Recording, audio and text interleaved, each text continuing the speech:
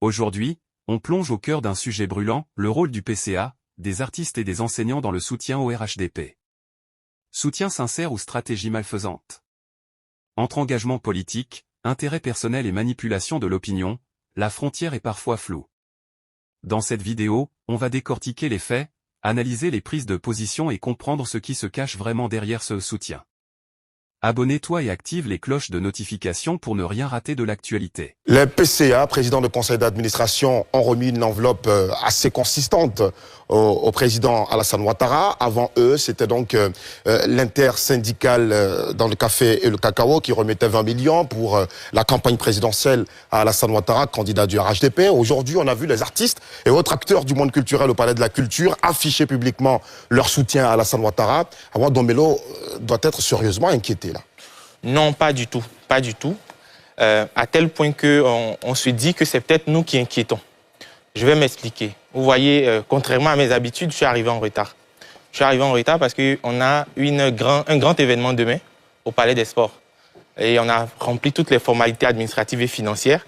Et contre toute attente, juste avant que je ne vienne ici, on nous appelle pour nous dire que le Palais des Sports ne nous est plus attribué sur décision des autorités, lesquelles on demande, on essaie de nous dire. Donc, à l'heure où je vous parle, on nous a retiré le Palais des Sports, alors qu'on a payé un peu plus de 5 millions pour y avoir accès. L'argent a été reçu. Pis encore, on nous dit qu'on ne peut pas nous rétrocéder l'argent, on doit nous rétrocéder l'argent ultérieurement. Donc, je pense que c'est plutôt nous qui effrayons.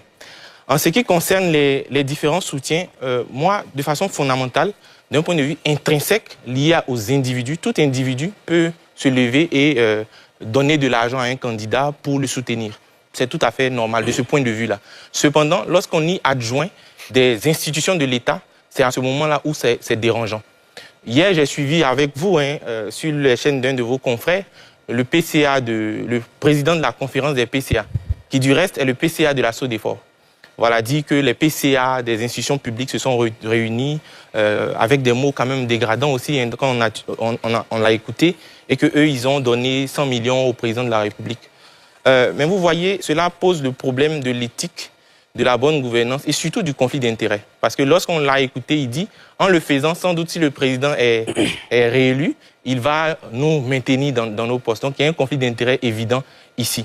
Et puis après, moi je me suis intéressé particulièrement pour M. Nizako, qui est le président de la conférence des PCA, je me suis intéressé à la structure dont il est le président du conseil d'administration. La SODEFOR. À savoir la SODEFOR. Et je vais vous révéler des choses assez intéressantes, qui sont, encore une fois, comme je le dis chaque fois que je viens, qui sont disponibles à la fois sur le site du gouvernement de Côte d'Ivoire, sur le site de la Cour des comptes.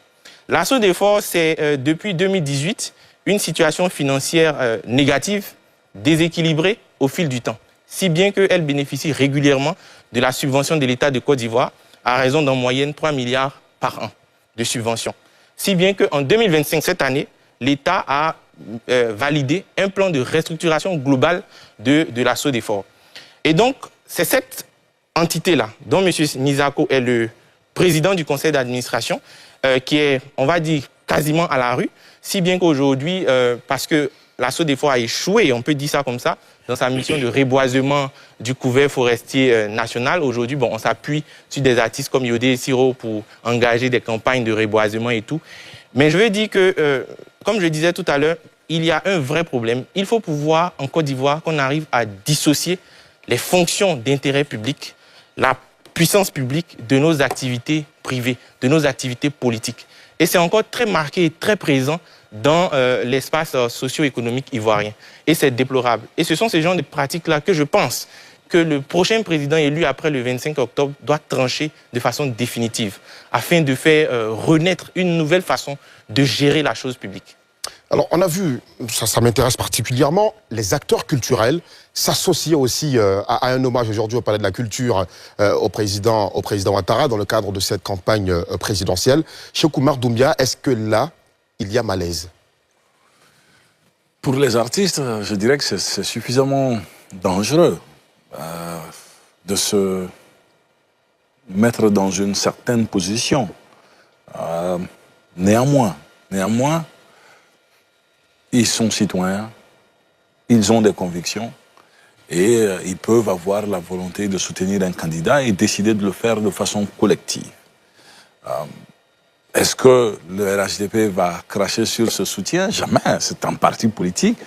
Tout soutien est très généralement le bienvenu, hein, et est utilisé en fonction des réalités de terrain. Donc, je pense que bon, c'est les artistes eux-mêmes, les acteurs culturels eux-mêmes qui doivent, en tout cas dans leur démarche, faire preuve d'une certaine forme de tact pour ne pas se mettre dans des situations qui peuvent à l'avenir se retourner contre eux. Parce que en politique, on choisit sa position, hein, mais ce n'est jamais sans conséquences. Ça peut apporter des avantages, mais ça apporte certainement aussi des conséquences. Très bien. Alamine Fofana. Oui, pour les acteurs culturels, c'est leur droit le plus absolu. Parce que être acteur culturel ne nous dépouille pas de notre nature de citoyen. Voilà, la politique, c'est un jeu de charme. Donc, on est tous touchés par des questions de gouvernance. Donc, la mauvaise gouvernance aussi peut empiéter, peut impacter négativement le sort du monde de la culture. Donc, les artistes peuvent estimer que c'est tel leader, à travers son programme, qui est le mieux adapté pour pouvoir mener à bien leur bonheur, qui consiste à créer un écosystème musical, artistique favorable à leur élévation. Maintenant, après, c'est à leur risque et péril. Par rapport à la situation aussi de la Côte d'Ivoire. La Côte d'Ivoire, 65 ans, donc il y a encore beaucoup de questions de psychopathie politique, il y a encore beaucoup de notions comme la citoyenneté, le caractère de la République qui ne sont pas encore perçus par les populations.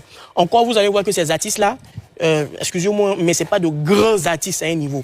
Vous allez voir que généralement en Côte d'Ivoire, les grands artistes... Ah non, Baïs Pinto y était. Je termine. Les grands artistes du moment vont se mettre en marche. Mais ils peuvent décider aussi de soutenir une candidature. Aujourd'hui, un Imra ou un Dizzy Bey, qui sont les plus en vogue en ce qui concerne la culture urbaine auprès de la jeunesse, pour moi, ils éviteraient à s'associer à ce genre d'activité.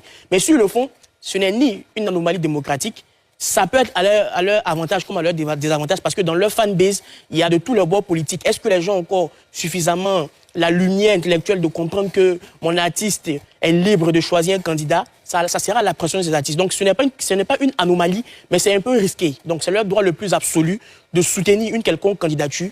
Ça relève aussi quelque part du caractère dynamique de la politique. Maintenant, malheureusement, le niveau aussi de démocratisation de notre pays fait que souvent certains artistes ont bien envie de pouvoir soutenir publiquement certaines personnalités politiques, mais ils estiment que les gens ne vont pas forcément comprendre, donc ils se mettent en marge. S'ils le font, c'est pas un problème, mais ça peut être à leur avantage comme à leur désavantage. Très bien. Maurice Grandbouté. Moi, j'ai envie de dire que l'électorat rime avec ambiance. Donc, d'aussi loin que je me souvienne, les artistes, d'une certaine manière, ont toujours pris part au processus électoral, d'une certaine manière. On a pu voir des cas comme la diva, Aïcha Koné, ou encore Serge Kassi, qui s'étaient affichés avec le parti au pouvoir à l'époque. Mais aujourd'hui, on peut constater, de façon factuelle, que leur carrière a pris du plomb dans l'aile. Et aujourd'hui, on peut voir d'autres personnes comme Yodé et Siro et autres qui sont très engagés, qu'on voit très souvent dans des meetings du PPA. Je ne dis pas qu'ils ont pris des cartes de parti ou non.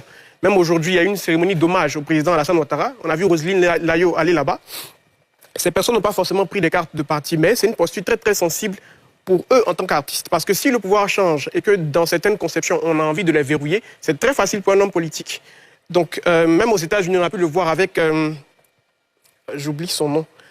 Il y a un artiste qui a demandé clairement, je crois que c'est Pharrell Williams, qui a demandé clairement à Donald Trump de ne pas utiliser sa musique lors de ses campagnes. Parce que, en tant qu'artiste, on sait une chose, c'est que la voix qu'on apporte, voilà. Et donc, c'est à nous maintenant de pouvoir choisir nos combats.